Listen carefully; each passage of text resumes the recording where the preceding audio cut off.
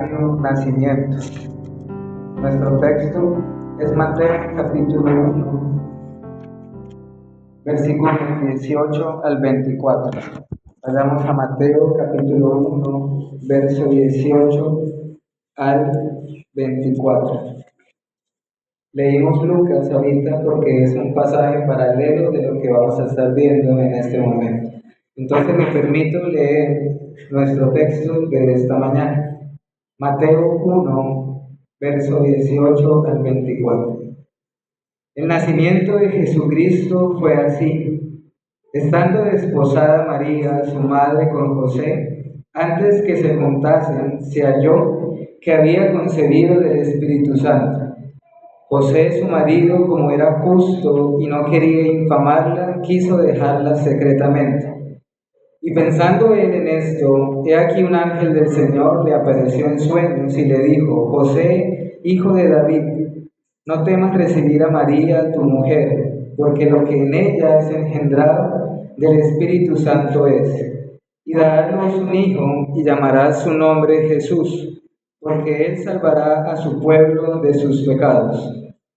Todo esto aconteció para que se cumpliese lo dicho por el Señor por medio del profeta, cuando dijo: He aquí, una virgen concebirá y dará a luz un hijo, y llamará su nombre Emmanuel, que traducido es Dios con nosotros. Y despertando José del sueño, hizo como el ángel del Señor le había mandado, y recibió a su mujer, pero no la conoció hasta que dio a luz a su hijo primogénito y le puso por nombre Jesús. Amén.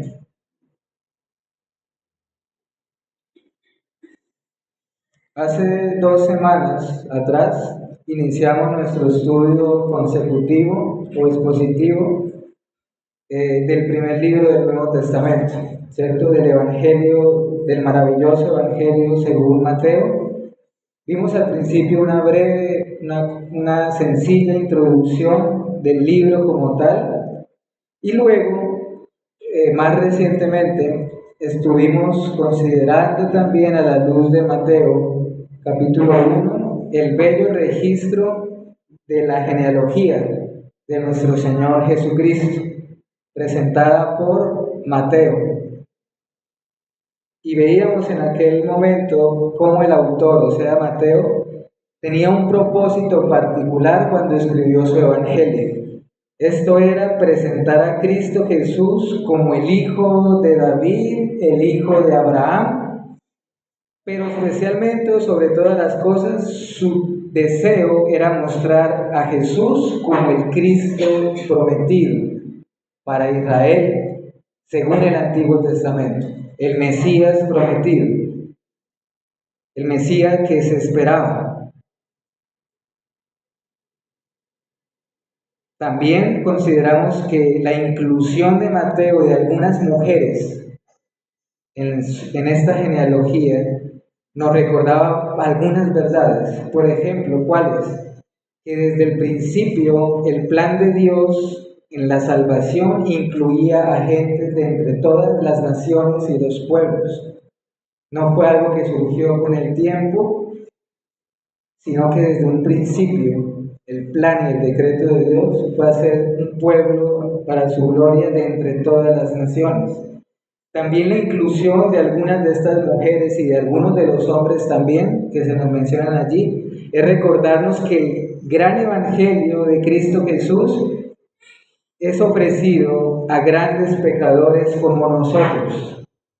Una gracia abundante para los más viles pecadores. Por eso veíamos allí nombres como Rahab, como Salomón, como Ruth y otros, ¿cierto? Ahora, mis hermanos y amigos, vamos a dar continuidad al capítulo 1 de Mateo, y en esta enseñanza estaremos profundizando y meditando un poco en todo lo relacionado con el nacimiento del Hijo de Dios, con nuestro Señor Jesucristo. Estamos acá ante uno de los acontecimientos más gloriosos de toda la Biblia, de las Sagradas Escrituras, de toda la historia, de toda la humanidad, De manera que el Señor nos guíe, hermanos, en la meditación de este texto. Antes de entrar a considerar el pasaje, quiero hacer una aclaración importante. Vamos a considerar los acontecimientos que estuvieron alrededor del nacimiento de Cristo y el nacimiento como tal. Pero, hermanos, esto no quiere decir que Jesús vino a la existencia a partir de su concepción. Importante. Jesucristo no vino a la existencia a partir de su concepción o de su nacimiento, como tú y yo, por ejemplo. Ese no es nuestro caso. Nosotros vinimos a existir desde nuestra concepción, ¿cierto? Pero no así con nuestro Señor Jesucristo. ¿Por qué? Porque nuestro Señor es eterno. En el principio ya existía el Verbo. Por cuanto siempre ha existido, por cuanto es eterno. Lo que vamos a ver hoy, en estos minutos, es cómo aquel Verbo que ya existía desde siempre se hizo carne y habitó entre nosotros. Entonces quería hacer esa aclaración. Jesús no vino a la existencia en su concepción, ni es una criatura del Padre, porque tal cosa sencillamente constituye una herejía a la luz de las Sagradas Escrituras. Habiendo hecho esa aclaración importante, veamos nuestro texto en el primer versículo, en el versículo 18. Mateo, hermanos y amigos, a diferencia de Lucas, no nos da muchos detalles en cuanto al nacimiento de Cristo, como lo hace Lucas. Pero lo que nos dice Mateo es algo concreto, preciso y necesario, lo que necesitamos conocer. Lucas, el texto que ahorita leímos, el Evangelio de Lucas, nos presenta el nacimiento del Señor bajo la perspectiva ¿de quién? De María. Pero Mateo nos cuenta o nos da el relato del nacimiento de Jesucristo bajo la perspectiva ¿de quién? De José. De José.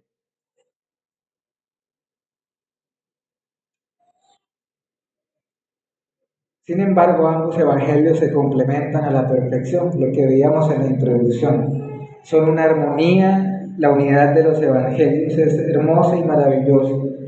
Todo lo que veremos en este momento es lo que sucedió antes de el nacimiento de Cristo o durante su nacimiento. Ya en el capítulo 2 empieza todo lo que pasó luego del nacimiento de nuestro Señor. Aquí hay una palabra clave: desposados. Desposados.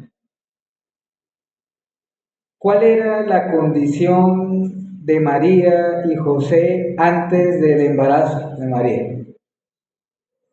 Antes del matrimonio, hermanos, en la cultura hebrea o de los judíos habían 3 pasos. Uno era un compromiso informal, donde inicialmente ustedes saben que en aquel momento los padres solían arreglar esos matrimonios o entre ellos. Pero un segundo paso es lo que se llama el desposorio. El desposorio era un compromiso ya formal y público, tan vinculante como el matrimonio mismo. Y solo se podía llegar a deshacer mediante el divorcio.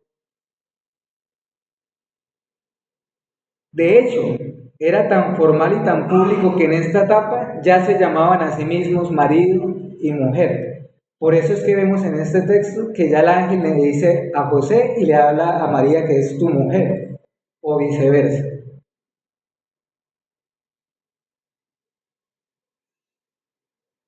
De manera que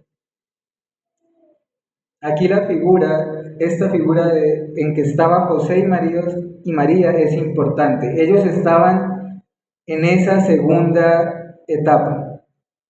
Y luego la tercera ya era como tal la boda o la unión física entre la pareja que se estaba casando o contrayendo matrimonio. ellos se encontraban en la segunda etapa cuando sucede lo de el embarazo de María. Es decir, ellos ya no estaban en una etapa informal, están en esta segunda etapa.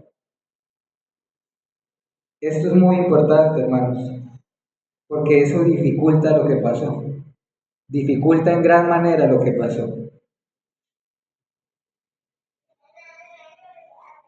Porque María queda embarazada antes de la tercera etapa. Por eso Mateo deliberadamente, por ejemplo, dice que esto sucedió, o sea, el embarazo de María sucedió antes de que se juntasen. O como dice la Biblia de las Américas, ese versículo, antes de que se consumara el matrimonio. ¿Qué implica esto, hermanos? Mateo está dejando por sentado de entrada que Cristo Jesús fue concebido de una manera que sobrenatural o extraordinaria. Nacido de María, pero no biológicamente de José. Esto es importante porque si no hubiese sido así, ¿qué hubiese pasado? Simplemente sería tal como uno de nosotros, incluyendo el pecado, porque el pecado se transmite. Pero eso ya lo veremos ahorita en un momento. Por ahora, quiero que tengamos en cuenta la condición en la que se encontraban María y José antes de la concepción de María. ¿Por qué es importante, hermanos?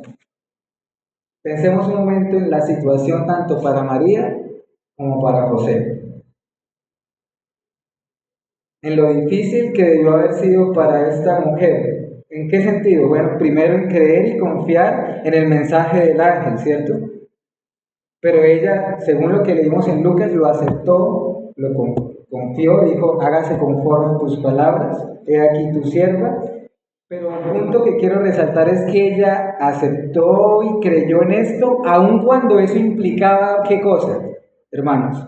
Eso implicaría la deshonra para su nombre.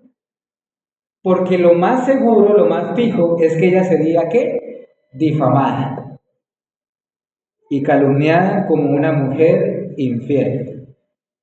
¿Cuál era la situación para José? Si la situación era comprometedora para María, debió haber sido difícil para José. Él amaba a su mujer, pero poco antes de la boda, de repente, ella queda embarazada, sin haber estado juntos. ¿Cuál era la lógica? Bueno, la lógica era que él había sido engañado. Pero el texto nos empieza a decir que José era un hombre que justo. En el verso, ¿cuál? Perdón. En el 19. Ya ante lo que sucedió, sencillamente José y María no se podían unir en matrimonio. La separación era prácticamente una obligación. Pero la piedad de José se pone de manifiesto en el verso 19, cuando dice, este hombre era justo y actuó de una manera. ¿Cómo actuó? No quiso difamarla en público. Guardó su dolor para sí mismo y él ya estaba, hermanos, decidido a separarse de María. Él ya había tomado la resolución de hacerlo. Por eso dice que estando él pensando en esto. ¿En qué estaba pensando José? En separarse de María, pero de la forma más, más discreta, prudente posible. Incluso no podía ser completamente en secreto, porque como ya había algo formal, tenía que tener testigos de esa separación. Pero José estaba meditando y pensando cómo hacía para evitar la menor deshonra de María, para la menor deshonra del nombre de ella. Pero él ya estaba con la resolución de hacerlo. Y él estaba pensando en estas cosas cuando sucede la intervención soberana y providencial de Dios. En eso estaban las cosas y era inminente la separación hasta que Dios interviene oportunamente, hermanos, y sobrenaturalmente. Versos 20 al 23. Aquella noche o aquel día, mientras José tomaba la resolución, descorazonado y afligido, Dios, como tantas otras veces en la antigüedad, se reveló mediante ¿qué? Sueños. Dios usó mucho este medio durante el progreso de la revelación de la Biblia, ¿cierto? La Biblia nos habla de los sueños del hijo de Jacob, o sea, de José. Incluso se acuerdan que también en sueños la mujer o la esposa de Pilato,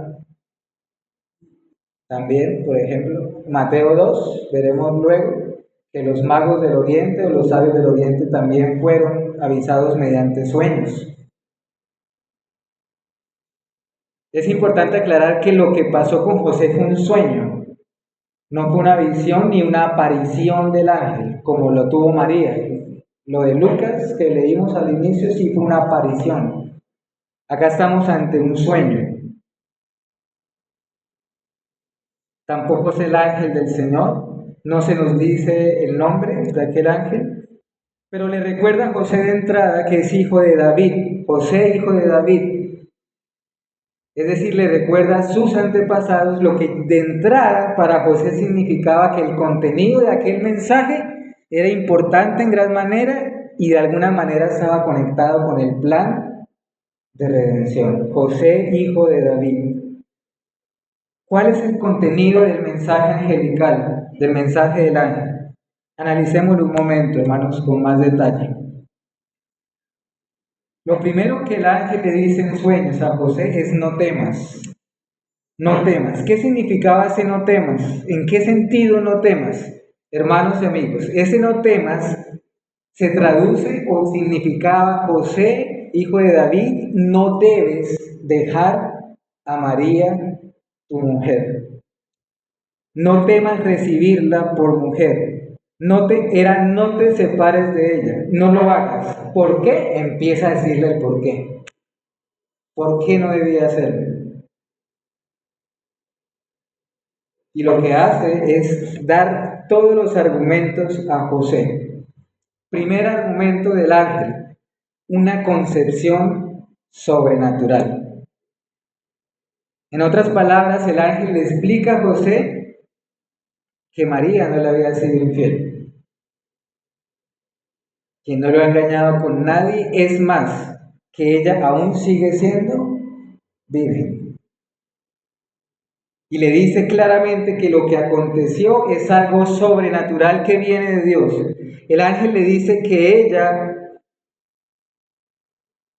no ha concebido de la forma natural, según el orden de la naturaleza. Ella ha concebido según el Espíritu Santo. ¿Esto qué nos recuerda, hermanos? Por ejemplo, la importancia de la tercera persona de la Trinidad. A veces pensamos en el Espíritu Santo solamente en el sentido de la santificación del creyente, pero olvidamos que la tercera persona de la Trinidad jugó un papel, una función importante en la encarnación del Hijo de Dios, de nuestro Señor Jesucristo. ¿Cómo lo interpretamos si el ángel mismo lo está diciendo textualmente, hermanos?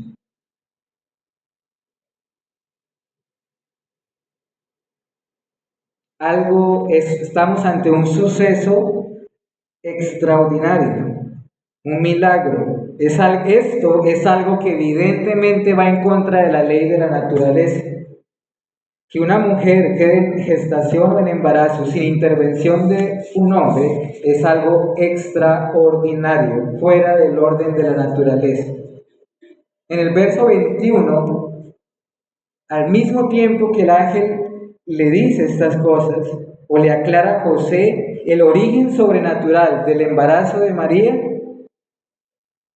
él le dice, ella dará luz y le da un mandato, si ven en ese versículo, él le da un mandato a José, un imperativo, llamarás su nombre. Es decir, el mensaje que le daba el ángel no solamente contenía información, sino instrucciones a José.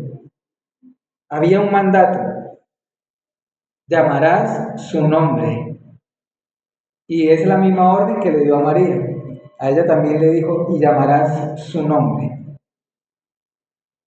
Y ellos, por supuesto, al final, en el último versículo, se ve claramente que obedecen en este sentido. Pero ¿cuál es ese nombre? ¿Cuál sería el nombre de aquel niño que nacería? Sería Jesús, que en otras palabras se traduce como Salvador.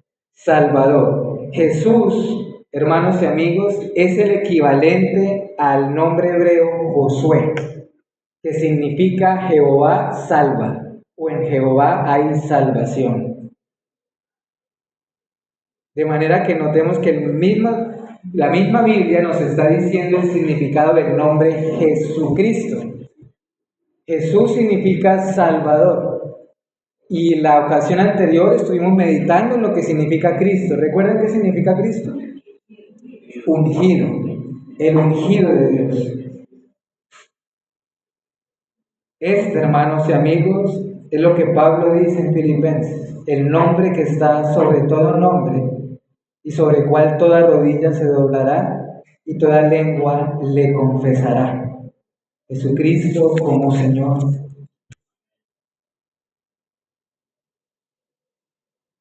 Pero las siguientes palabras del ángel son aún más maravillosas. La razón por la cual sería llamado Jesús o Salvador es porque precisamente eso sería lo que Él vendría a hacer. Él vendría precisamente a esto, con este fin, con este propósito. Él salvaría, ciertamente lo haría. Entonces notemos la secuencia de argumentos que el ángel está dando. Ha concebido de un origen sobrenatural.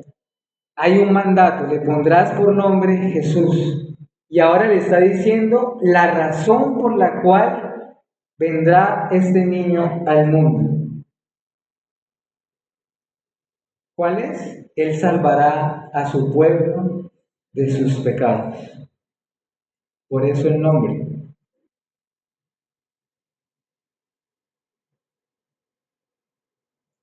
Este era el propósito especial. Pero ¿a quiénes vino o por quiénes vendría? Notemos que no se nos dice, Él salvará a todos de sus pecados. No dice, Él vino para morir y salvar por todos y cada uno de los hombres. Dice, Él salvará a su pueblo de sus pecados. A su pueblo amado, escogido, aquellos que el Padre le dio desde la eternidad, su rebaño. El Señor sabía por quién vino y por quién moriría, y por todos sus pecados. No por toda la humanidad, pero sí por todos los pecados de su pueblo. Algo más que quisiera resaltar de este versículo: Él salvará a su pueblo de sus pecados. Es la naturaleza de la venida de Cristo. El ángel le estaba diciendo a José la naturaleza de por qué vendría él.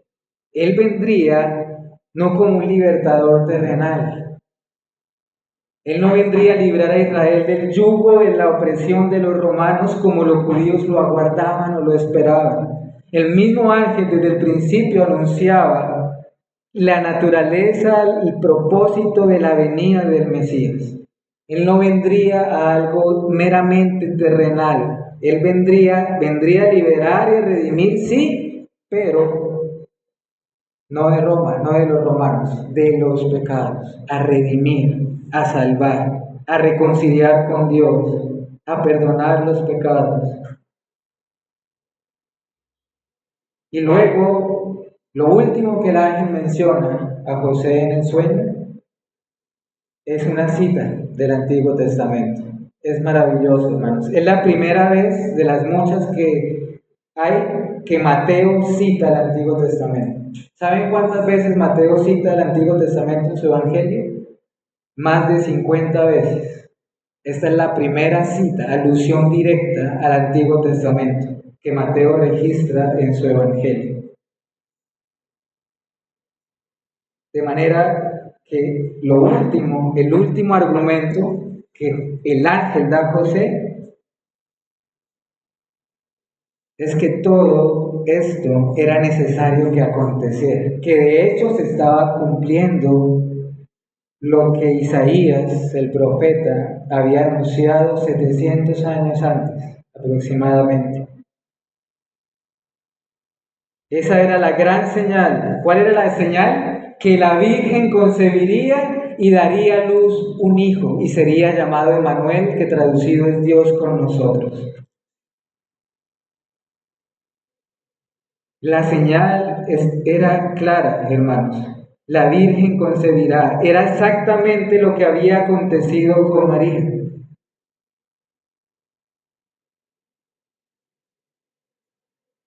De manera que ese Dios con nosotros, Emmanuel, es lo que Cristo mismo también dijo antes de su ascensión. He aquí estaré con vosotros todos los días hasta el fin del mundo. Es lo que Juan dijo comenzando su evangelio. El Verbo se hizo carne y habitó entre nosotros. Mateo acá lo que está haciendo es decir que Jesucristo es el cumplimiento pleno, total y completo de todo el Antiguo Testamento.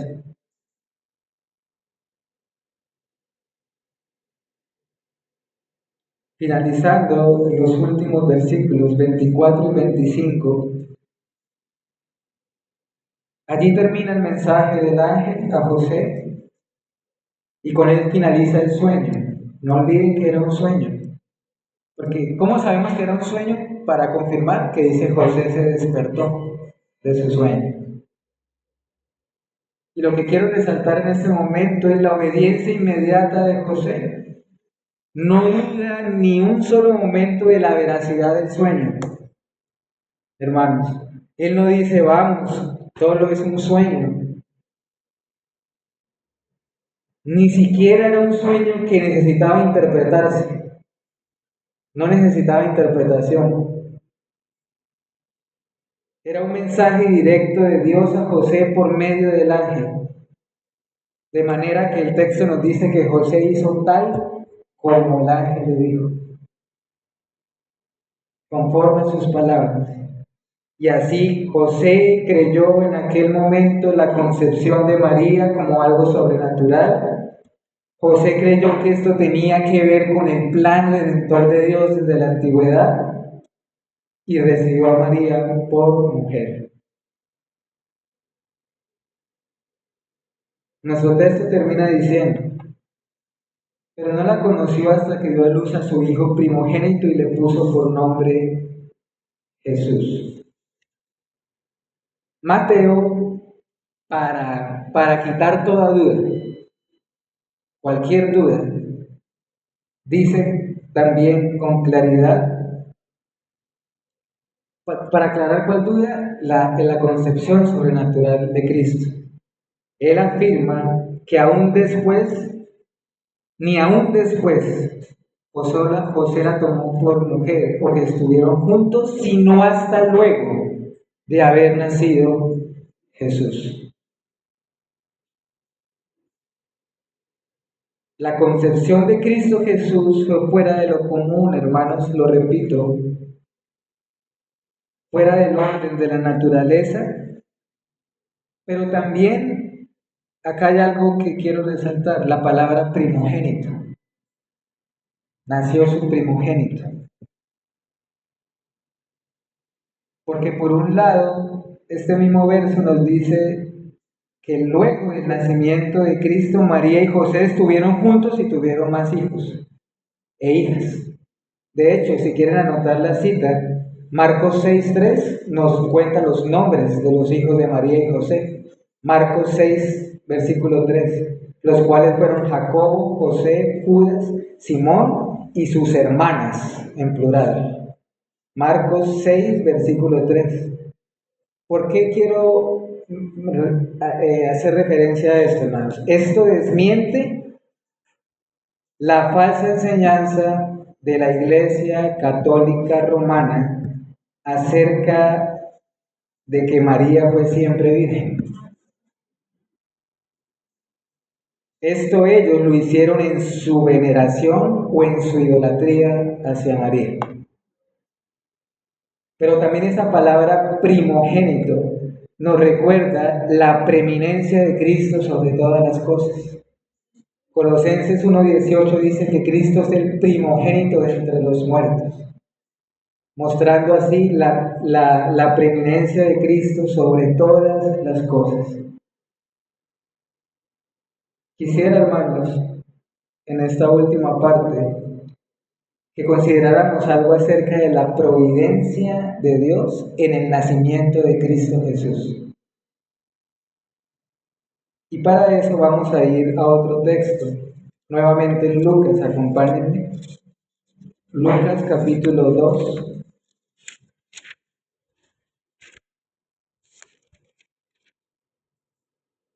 versículo 1 al 7.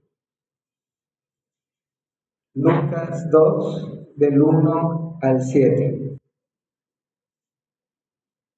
Aconteció en aquellos días que se promulgó un edicto de parte de Augusto César, que todo el mundo fuese empadronado. Este primer censo se hizo siendo Cirenio gobernador de Siria, e iban todos para ser empadronados, cada uno a su ciudad.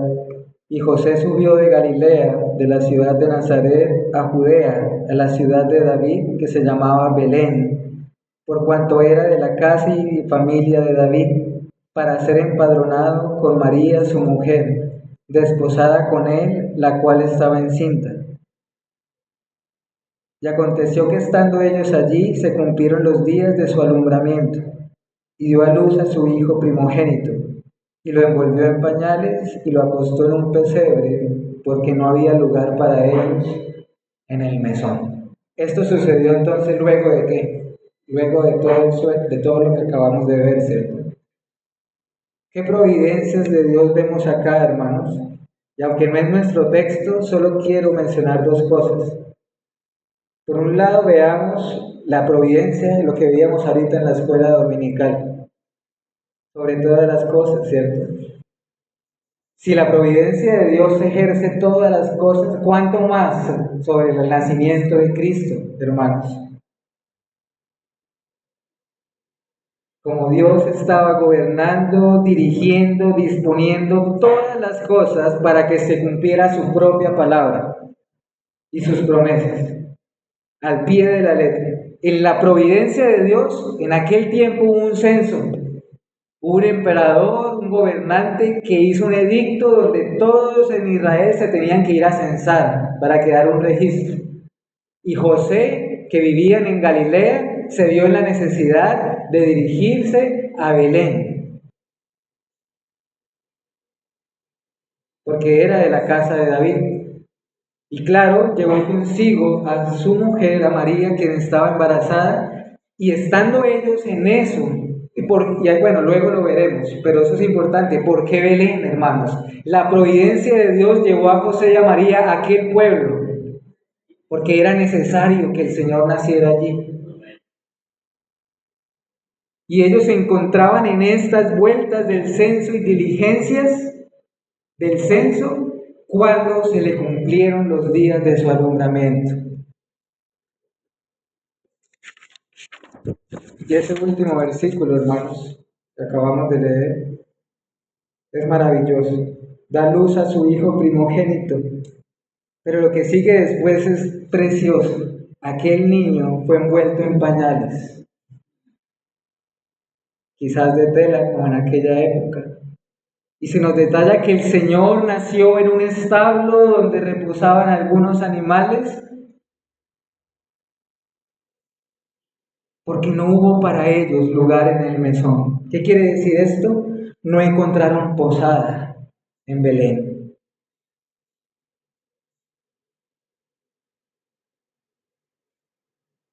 No hallaron un lugar, quizás probablemente debido a la cantidad de personas que habían en Belén por el censo.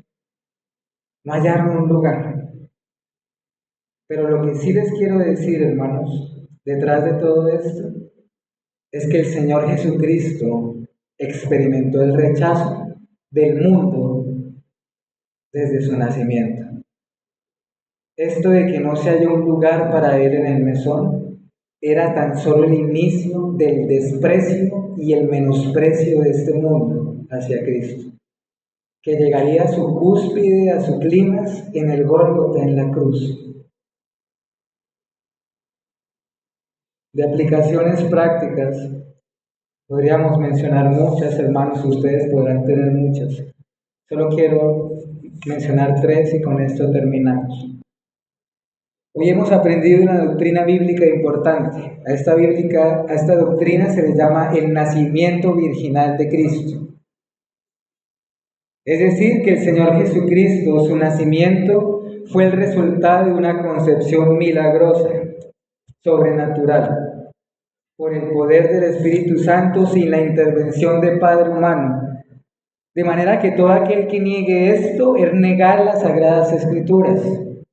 ¿Cómo pudo suceder esto? Bueno, hermanos, no necesitamos entenderlo o comprenderlo. Basta lo que dijo el ángel. El Espíritu Santo vendrá sobre ti y el poder del Altísimo te cubrirá con su sombra.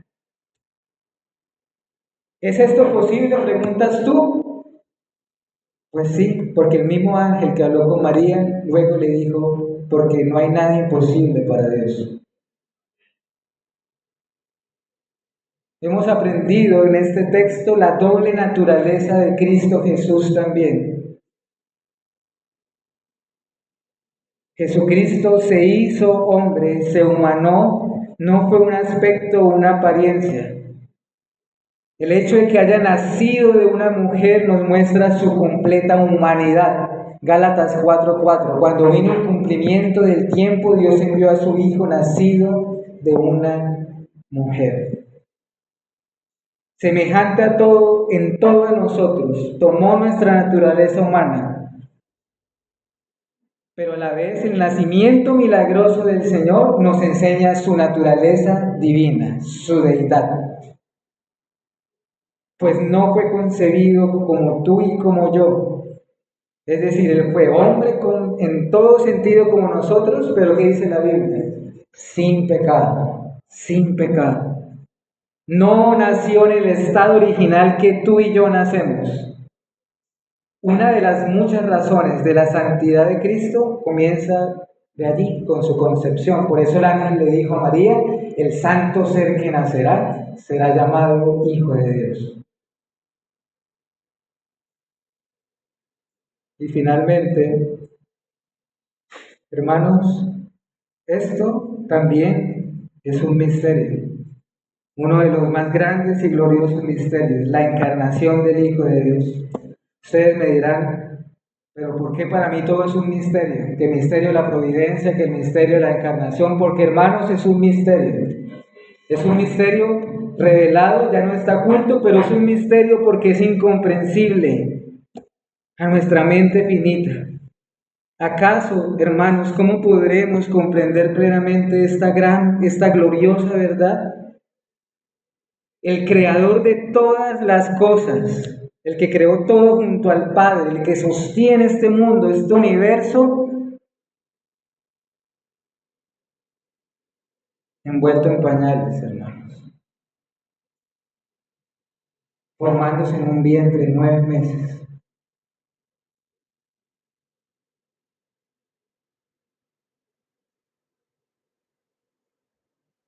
Algo que solo nos debe llevar a postrarnos ante el Señor.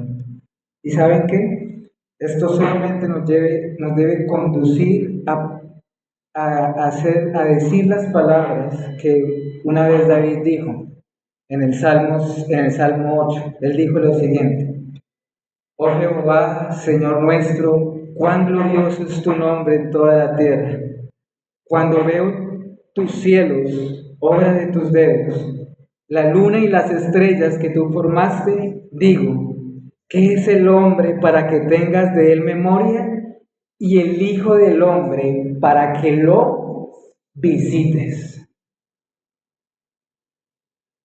¿Qué somos nosotros, hermanos, para que el Señor haya tenido memoria, se haya acordado de nosotros, para que nos haya visitado? Oremos, hermanos, y demos gloria al Señor. Padre, te adoramos y te alabamos en esta mañana. Gracias por tu bendita palabra, por todo lo que has dejado en ella registrado. Oh Señor, y aunque hay cosas que no entendemos, que no comprendemos, que van más allá de nuestro entendimiento, la creemos con todo nuestro corazón. Sabemos que estas cosas sucedieron así. Hoy te queremos alabar y dar gracias por este gran misterio de cómo tu Hijo amado, en quien te deleitas, se hizo como uno de nosotros, oh Dios. De razón los ángeles cantaban y te alababan ante tan grande misterio, Señor. Hoy queremos alabarte y darte gracias por nuestro Señor Jesucristo. Gracias por su eternidad, pero también gracias porque vino a este mundo